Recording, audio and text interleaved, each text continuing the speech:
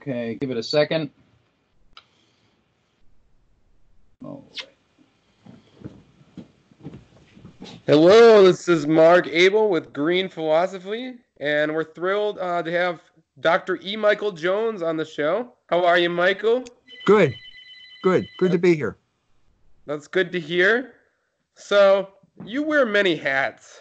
You are a historian, an urbanist, a theologian, a philosopher, and which of those roles would you identify as most with? Well, I think if you add them all up, there's one word that covers all of them, and that's journalist. So I started off in life, from my professional life, after I was a professor of American literature, I started a magazine. And as a result of that, I just covered a lot of different issues and crossed over into a lot of different fields and ended up writing a lot of books and articles on things that I would never be qualified to talk about if I had stayed in any one of those other fields. So I think that's how I got into this. That's how I got to the point where I'm doing all the things that you mentioned. So early in your career, before you started Culture Wars, you worked at St. Mary's in Philadelphia. No, that's in South Bend. St. Mary's is in South Bend. I grew up in Philadelphia, and I moved out here in 1979 to teach at St. Mary's College, where I was hired as an assistant professor of American literature.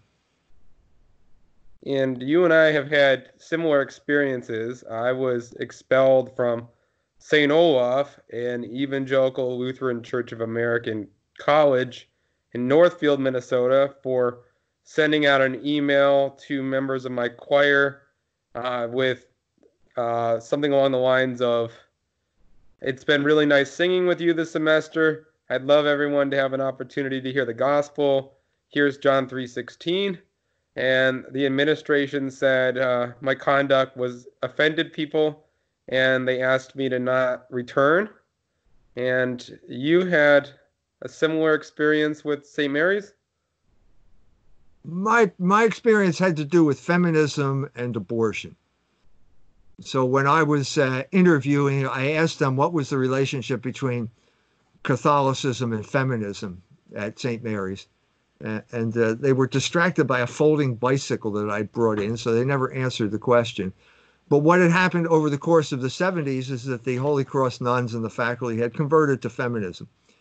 And they would use the pretext of Catholicism to bring the unsuspecting in there, and then they try to raise them as feminists. So I brought this to a crisis because I wrote a number of articles in the local newspaper against abortion. So that and promoting natural family planning led my first year, after my first year of what was supposed to be a tenure track contract, the chairman of the English department came in and she said, "Many people are upset about your stand on abortion," sort of letting the cat out of the bag. So then they did not renew my contract. And at that point, they started to claim that I was a bad teacher, although I had the course evaluations in my drawer and they never looked at them when they reviewed me. So it was purely ideological. The feminists had taken over this what called itself the Catholic College, and I was the one who exposed that. Now, I came up with some more questions today. So one thing I've been meditating on how is you were a big influence in getting me involved with the Catholic Church, and I'm going to be doing RCIA this spring, St. Joseph's University Parish, and I think the intellectual firepower and kind of just you showed me that there was something intelligent about Catholicism that is often ridiculed with Family Guy or within the popular media or by the journalistic establishment, and you gave me an interest in it as well as writers like G.K. Chesterton. So I guess my question is, I see a lot of evangelicals now. Like we have Francis Chan. He's got a pretty big church in California. We have Jerry Gillis, the chapel here in Gettsville, New York, and the evangelicals are being aggressive in the area of helping the flock to not engage in watching pornography and condemning pornography as part of their sermons. There's one evangelical group. They have a software called Covenant Eyes. That's to help guys to quit the porn habit. And then a lot of the YouTube videos for if you search Jesus and masturbation, Jesus and pornography, Jesus and hooking up, these types of labels, you'll find content created by evangelicals. Now, it's my understanding that the Catholic Church promotes, family values and chastity and sexual integrity. It's just, for whatever reason, the evangelicals are kind of capitalizing on an articulation of these values. Why is that? Well, you're talking about two different things here, I think. You're talking about pastoral care and the intellectual tradition. And pastoral care is sort of, you deduce that from the intellectual tradition, but it's not the same thing as the intellectual tradition. If you're talking about the intellectual tradition, Protestantism is basically doomed from the beginning, because the beginning is Martin Luther. And Martin Luther hated reason. There are so many passages in Luther's work where he calls reason a whore, and he hates Aristotelian philosophy, he hates scholasticism. He's a man, a very passionate man who had trouble controlling his passions.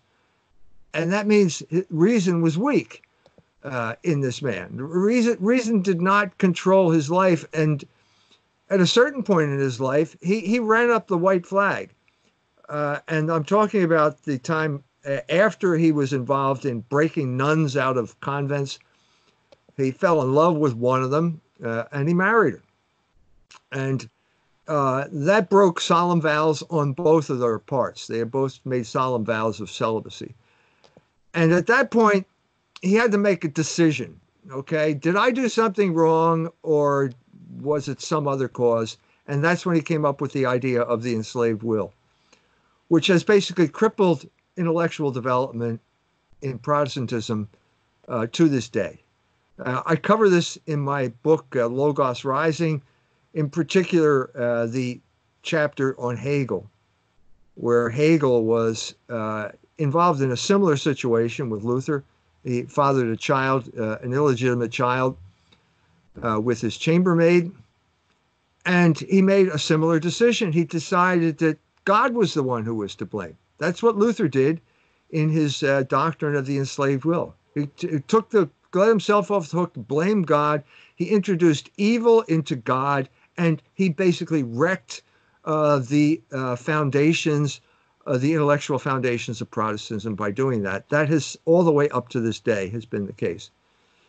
So there, not too long ago, I was at a book signing. One of the deans from Baylor University came up to South Bend, and he said that we decided to look into the intellectual tradition of the Baptist Church, which is the sponsor of Baylor University. And he said, after we looked into it, we realized we didn't have an intellectual tradition. That's been part of the problem here up to this day. Now, the fact that they can come up with some type of understanding of the vicious and deleterious nature of pornography is a tribute to them as human beings, but it's not a tribute to them as Protestant theologians, because that's simply not deducible from the principles that I've already mentioned. Now, what advice would you give to young Catholic men that want to have they want to be good fathers and good husbands? What kinds of advice would you give them? The biggest issue among 20-year-olds, which is the group that is in the market for marriage, looking for a wife. This is what you do when you're in your 20s. The biggest impediment to finding a wife is pornography. Pornography isolates people. Pornography is a form of control. I did a book called Libido Dominandi, Sexual Liberation and Political Control, which is now making the rounds among the 20-year-olds, and they're starting to wake up to the fact that it is a form of control. You have to break away from this bad habit. Now, how you do that, some people just read the book and suddenly they're freed. It's as if this, once you understand that it's a form of control and it's not a form of entertainment, sometimes that's enough. Sometimes you need, I don't know, you mentioned these programs that they're out there. Sometimes you need some type of other help. Generally, the Catholic Church can be a help simply because of the sacraments are channels of grace. And grace is another word for supernatural help, which you need to get through this life successfully. You cannot do that on your own. You cannot save yourself. The whole point of Christianity is that Jesus Christ is the Savior, and he saves you through his grace, and his grace comes through the sacraments of the church that he created. So you need that. You need to admit that in order to have a successful life. That's what I would say to this group of people. And never underestimate prayer. For me, I kicked the porn habit with this Catholic prayer devotional book, and it was something I had picked up. It was like 2 books for $5 at this little discount bookstore, but it turned out to be one of the most influential things that I could have gotten my hands on, because it got me free, and we're slaves to righteousness. Yep. I mean, to give credit to our Protestant brothers, amazing grace. How sweet the sound that saved a wretch like me. I once was lost, but now I'm found. Was blind, but now I see. That's what grace can do to you. And that's the church is the vehicle of grace. So yeah, congratulations. And this is possible. What we're saying, I just got another letter today. I get letters pretty much every day of people saying, I listened to you on YouTube and I kicked the habit and now I'm getting married, found a wife, and now I'm getting married. So they're on the way to having a successful life. It's not without struggle, but they're on their way. When they were not on their way, when they were slaves to sin watching pornography. Now, one aspect of the dating challenge today, you mentioned the feminization of society, or the feminist contagion. I would say that unfortunately Christian organizations as well have been infected with the feminist contagion. Like one particular example was, so I gave there's a Catholic dating app.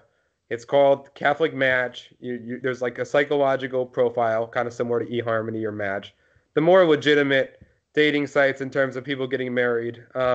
And they added this Tinder-like swipe mechanism of it's basically hot or not to Catholic Match. And it's just like a total bastardization of the idea of a Christian matchmaking service. And then you introduce this hot or not mentality, and you degrade it, and you dilute it, and you take the the effectiveness away from it. So I had a few dinners with women from the site, and then they would tell me, oh, I just want to date casually. So the feminist contagion is very real. Yeah, well, I told you I got fired because of the feminist contagion. So the danger is that the Catholics will always align themselves with the powers of this world instead of preaching the gospel and implementing the gospel in their lives. And so any technology is going to have some type of implicit messages involved in it, and I think that's what you're seeing. So it's a Catholic dating site. So basically, okay, then what do the other dating sites have? And then you put in something that basically undermines what you're doing. So there's no such thing as a neutral technology, and you have to be aware. You don't want to throw out the baby with the bath here, but you have to be aware that sometimes there's a message that comes pre-programmed into the technology that you need to be aware of and you need to change, which is apparently what happened here. And another bit of advice you gave me was move downtown, get a bicycle, get a flat, and participate in the local parish life of the cathedral downtown. start building a social life that way. And it's been really good. I've made a lot of friends that way. How was some of that advice you gave me influenced by kind of your urbanist leanings? Yeah, I hated the suburbs for my entire life. Um, I intuitively understood that they were promoting deracination and a form of control. I grew up until I was, I guess I was around 6 years old. We lived in a traditional Irish Catholic neighborhood, ethnic neighborhood in North Philadelphia. And we were all ethnically cleansed by the Negroes who were brought up by the Ford Foundation. And we moved to another part of the city, which was de facto a suburb, and there was a kind of deracination that was going on there. So I always felt it, and I always hated it. And it was only after I read, when I did the research and then ultimately wrote the book called The Slaughter of Cities, Urban Renewal as Ethnic Cleansing, that I understood what happened to me, and that I had been a guinea pig in this experiment. But I never, one of the most liberating things that ever happened to me was the discovery of what we used to call the 10-speed bicycle. I was for 8 years of my life, I was just completely stuck in traffic because I was traveling in ways that were not conducive to public transportation. I went to a high school that was on the periphery of the city from a suburb that was on the periphery of the city, and all the transportation lines were like spokes on a wheel going to the center. So I was always stuck in traffic. So during this period of time, I was on the cross country and track team. So I could run, 10 miles without really any serious problems. And then suddenly I realized if you can run 10 miles, why can't you ride 10 miles on a bicycle? Well, you can ride 40 miles on a bicycle in the time you can run 10 miles. And so I got a bicycle. And I'd had a bicycle as a child, and it was a one-speed clunky thing, and I had a newspaper route, and I used to ride the bicycle and put the newspapers on there and deliver newspapers. But I never understood what a bicycle could really do until I got one of those racing bikes. And once I got that, it liberated me. It made me stronger. I was in better shape. It helped me to get rid of vices like smoking because I could feel my lungs and I knew that smoking was bad for me. It was a form of transportation. It was faster than the automobile in Philadelphia. That is not an exaggeration. It was certainly faster than a bus. It was even faster than a car, depending on where you wanted to go and how you went, what time of day you were going. It was a complete liberation for me. It gave me a kind of independence that I had never known. I had never known that before because I had always been stuck in traffic. And it only made sense in an urban environment because the more dense the traffic, the faster the bicycle became. You went between the cars, you went through, I shouldn't say this, but you went through stop signs and red lights because the traffic laws didn't apply to you. And you got there faster than the people did in the cars. And this was, I just remember once I'm in graduate school and, sometimes I feel sorry for myself, because it's late at night. I haven't eaten properly. I got to ride home. It's cold. I got a headwind. I'm feeling sorry for myself. But there was one day when I'm just heading toward the classes I was teaching in graduate school. And the sun is behind me. And I'm looking. There's a line of cars. They're all backed up at a red light. And the cars are all filled with smoke. The people are smoking cigarettes. And they all look unhappy. And I never felt so glad that I wasn't in a car as I was then. It was just one of those moments. And I've never stopped. I rode my bike this morning. It's the main way I get around South Bend. So I just encourage it because it's an incredible liberation to ride a bike and live in an urban environment. It's just a liberation from the bondage of traffic, which was created by the social engineers to keep us enslaved to our environment rather than in control of it. So I'm a big cyclist, and I actually moved to Portland, Oregon. I graduated from Portland State took a lot of urban studies courses. And that city has about 400 miles of different bike paths and bike lanes. Like they keep the cyclists safe because they'll put parked cars will be a barrier between moving cyclists and moving cars. So you have and then in Montreal, I know they have concrete barriers between moving cars and moving cyclists. But here's the challenge. So I don't think I would want to live in Portland now. With the Antifa protests, there's activists in black masks, and the chief of police has told the police to actually stand down, even though they're engaging in blatant criminality. Can you speak to this? To Antifa or the hijacking of urbanism, or what are we talking Well, I'm about? saying that Portland is a wonderful urban environment and the infrastructure is amazing. However, the political situation there is degrading. Okay, all right. So desire to live there. I was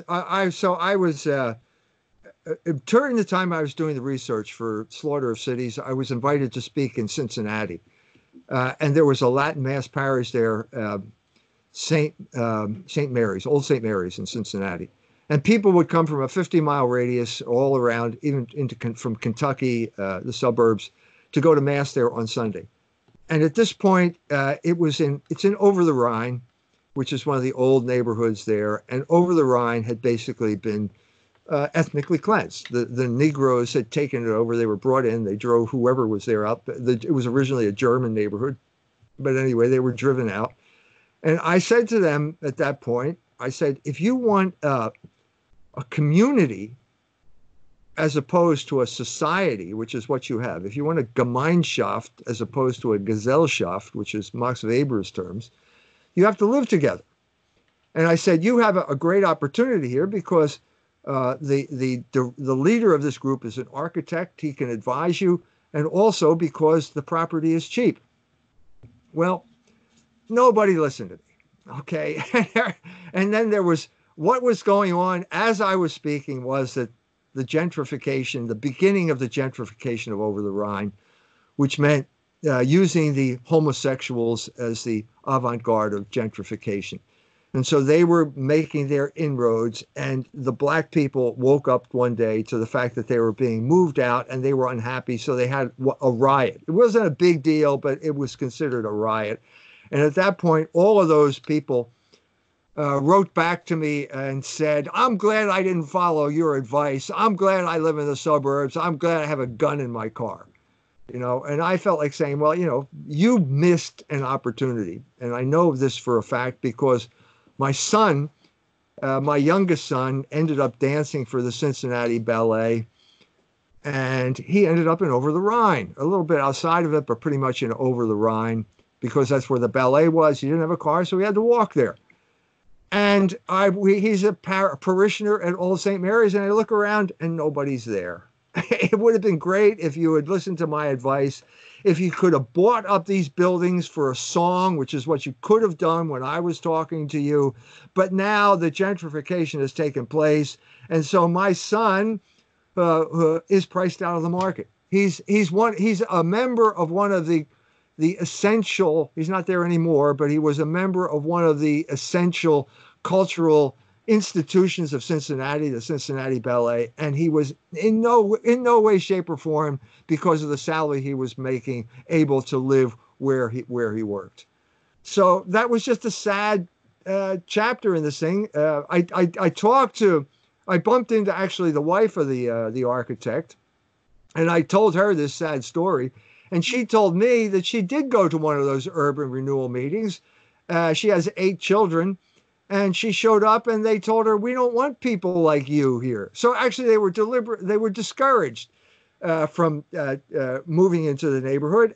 But, even if in the face of discouragement, if they had the money and they were willing to put their money where their mouth was, they could have created a beachhead and they'd be there today sitting on very valuable property. But they didn't, because there is this fundamental prejudice against urban space, urban living among Catholics And I think it's because of the bad experiences that their parents and grandparents had during the great period of social engineering and ethnic cleansing, when they were all traumatized by these hordes of black people who came up. And as you said about Antifa, this was pretty much the story of black people in the 50s and 60s. They were there in places like the South Side of Chicago to engage in criminal activity. The Office of Economic Opportunity gave $1 million to the Blackstone Rangers. That was a criminal conspiracy. That was a gang. And they gave that money because they wanted them to engage in the criminal activity that would basically drive the Catholic ethnics out of their neighborhoods. That was all documented, by the way, in the church hearings that were in the late 70s. It's all in my book, Slaughter of Cities, Urban Renewal as Ethnic Cleansing. All right, so we have these beautiful downtowns that have now gentrified, and young people can't afford to live downtown anymore. But at the same token, we have empty cathedrals. So how do we get parishioners back in the pews? Well, this is again, I mean, I'm a prophet. People in Iran say I'm a prophet. I am a prophet because I have no honor in my native place. So what I did after I wrote The Slaughter of Cities is I came up with a proposal called the League of St Benedict. And I had one place in mind in particular. It was Most Blessed Sacrament Parish in Philadelphia. And this was had the biggest Catholic grade school in the world in the 60s. 3,000 students there. It had a huge school, had a huge convent, had a huge rectory, and it had a huge cathedral-style church, all occupying one entire city block. Between 1966 and 1976, the place was ethnically cleansed. No one knew what was happening. The crime that was being committed against the Catholics in the neighborhood was simply not being prosecuted because the fix was in. These black people were there to drive the white people out of the neighborhoods. I said in the aftermath of that, when I was there, the church still owned the buildings. Their hope was that the black people would become Catholic. That didn't happen. That's a long story in itself. But the buildings were still there. And I said, well, what the church should do here is basically rehab that old empty school into apartment buildings and then rent them out at low rent to people in the neighborhood, young families. Not the people who are living in the neighborhood, but young families who are willing to live in the neighborhood and were interested in Catholic life. And nobody took the idea seriously. I went to St. Meinrad's. I talked to Abbot Lambert, the abbot down there, hoping that because he was a Benedictine, he would implement what I was talking about. Got nowhere with Abbot Lambert. Nice guy, liked me, but I got nowhere with the idea. We tried to implement it in New York, and the pastors were all interested in getting market value rent. That's the main thing that they were interested in life. And in doing that, they basically passed up an opportunity to revitalize their parishes. So they took money in the short term, and they chose extinction in the long term. So now there were some smart people at the University of Pennsylvania, and they understood what I said, even though it wasn't intended for them, and they bought up the property. And so now you could not do that at Most Blessed Sacrament Parish. So I had an idea. I think that the people were, the church people I talked to, the authorities, were too short-sighted to understand that it was a good idea, and it did not get implemented. So I had a conversation yesterday with a Marxist geographer from Syracuse University, and one thing he mentioned was how we live in this enormously productive economy where the majority of the population's needs could be met with a couple hours a day worth of labor, but instead the profits just trickle upwards, and the work week for the working class remains extremely long. That's right. There is a very simple explanation for that, and it's called usury. In 1978, Paul Volcker became head of the Federal Reserve System, and he, in order to safeguard the interest of the creditor class, he raised interest rates on T-bills to 20%. In order to lend money at this point, the banks had to go to the legislatures and overturn every single usury law in the United States of America. Once there was no law against usury, the money started to get sucked out of the economy into the hands of the usurers. That is what has happened over the 40 years since that happened. And now we have enormous amounts of wealth concentrated into fewer and fewer hands. So as I said in my book, I explain this in my book, Barren Metal, A History of Capitalism as the Conflict Between Labor and Usury. Capitalism is state-sponsored usury. Capitalism is also the systematic theft of all surplus value. They are two sides of the same coin. Usury basically sucks all of the value out, increased value, surplus value that's created by human productivity, sucks it out of the economy, puts it into the hands of vulture capitalists like Paul Singer, and then with his friends Sheldon Adelson and Bernard Marcus, basically have so much money they buy the Republican Party. They also told Donald Trump to renege on the nuclear agreement, and that's why we are on the brink of war with Iran right now. It's three rich Jews controlling the Republican Party. So it's been a bad situation all around, and as tragically, the church was asleep at the switch once again.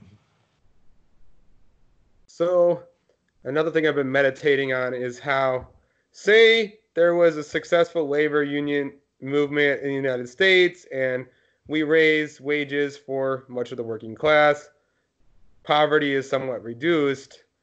How do we make sure that the culture transitions to sustainability? Like, I would think, as soon as many working class people have more money in their pockets, more SUVs are going to be bought, more motorboats are going to be bought, more guns and now wait a minute. Now let's stop. Snowmobiles are going to be bought. Let's stop here. I think I figured this out. Okay, because what you need to understand here is the role that Playboy played in destroying our culture. Now everybody focuses on the pictures of naked women, which seem kind of tame now in comparison to the pornography you can get on your cell phone. But the real purpose of this was to hijack the family wage. In 1947, Henry Ford II signed an agreement with the United Auto Workers Union, ending the war against labor that the Ford Motor Company was involved in, and creating what was de facto the family wage. In other words, the high industrial wage, whereby a man could earn enough money so that his wife would stay at home and raise the family. That's the family wage. You have to have a family wage if you want to have a workforce, because where else are the workforce going to come from if people cannot have children? The classic example I discuss in Barren Metal is Florence, where they would not pay a family wage, and so the workforce became extinct within 2 generations, just disappeared, and so they got into usury at that point. So what was the role of Playboy? Playboy was there to take this great achievement and convince men that they could spend the money on themselves, especially if that meant divorce. Why do you need one woman constantly telling you how to spend your money? Divorce that woman. You can have this Playboy fantasy life, and Hugh Hefner will tell you how to spend your money. That's what that was about. Basically hijacking the family wage and turning it into a self-indulgent single man wage. The culmination of this was feminism once again, equal pay for equal work.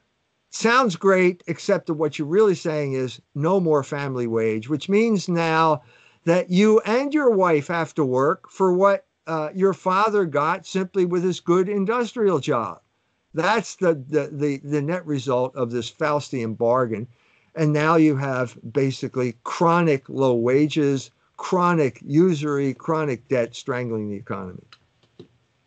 So another cultural shift that may need to occur, well, does need to occur to have a healthy society. I know there's this Jewish blogger Henry Vakow, and he made a quote that religion really just means to live in a moral way that fulfills the natural order. So marriage is just a natural way, people get their love needs met, different psychological needs met, different physiological needs met. Like, and that's just a healthy way for people to get their needs met. But anyway, I worked in Bank of America, and what I saw with a lot of the young salesmen, again, this is the Playboy culture, was that these were, 25-year-old men. They're making 50, 60, $70,000 a year, and they would say, "Oh, I don't want to marry until I make 100,000." And it's like, why not? Like, I don't understand where that mentality comes from. I would think you can support a family on 50, 60, or $70,000.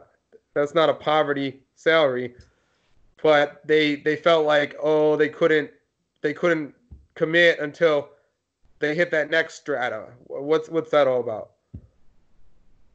It's a lot of foolish young people who are being deluded and wasting the best years of their lives engaging in transient sterile sex. That's what that's about. And so it's like the culmination of the Playboy philosophy.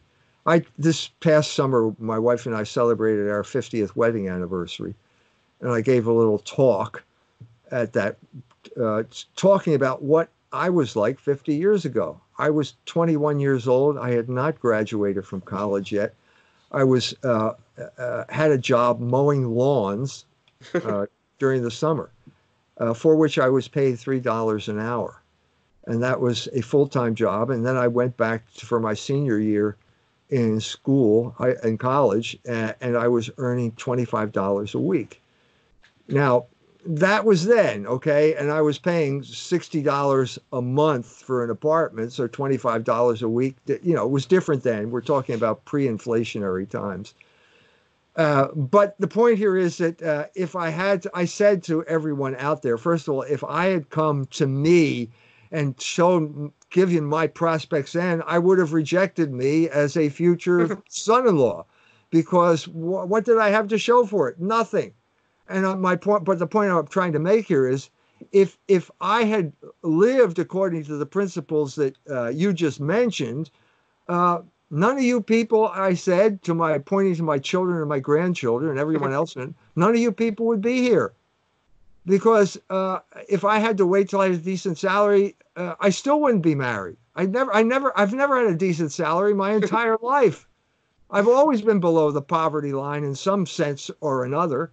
And I'm saying this is just preposterous. This is a way to wreck your life.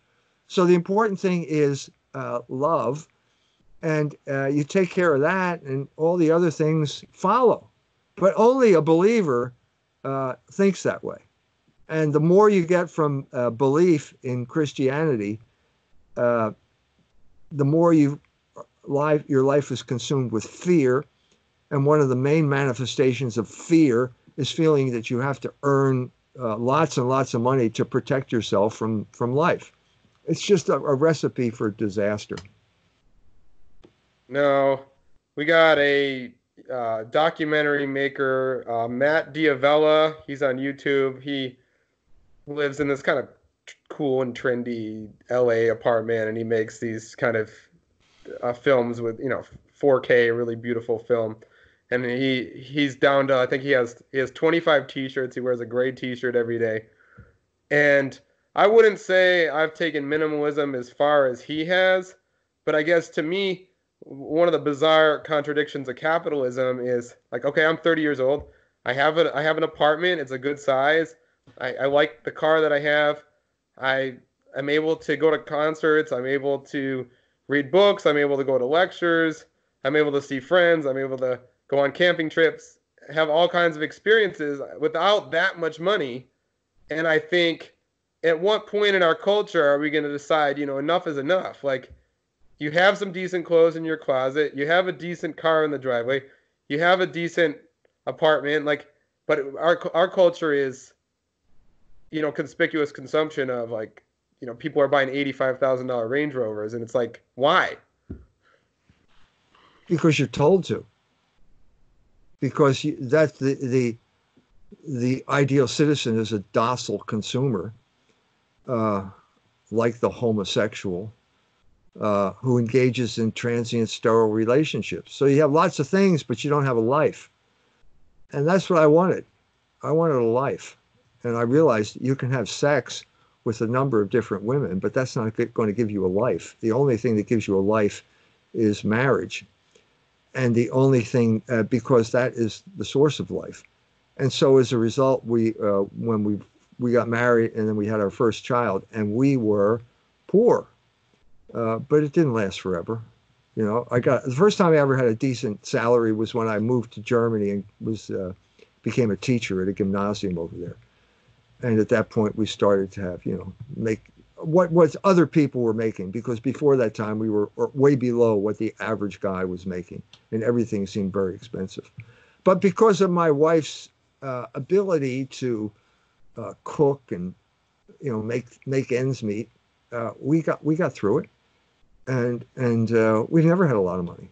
And I consider what we have as a successful life, because you don't need money, a lot of money, to have a successful life. That's the whole point of the gospel. And that's, at this point, I'm going to have to cut it short, because I have to do something on the crisis, the Iranian crisis. But I've enjoyed talking to you. And I think that last segment was I teared up a little bit. Very beautiful. Thanks. I really appreciate your time. It's been an honor. Thank you. Take care. Thank you. Good luck, and send us the link. All right. Thank you.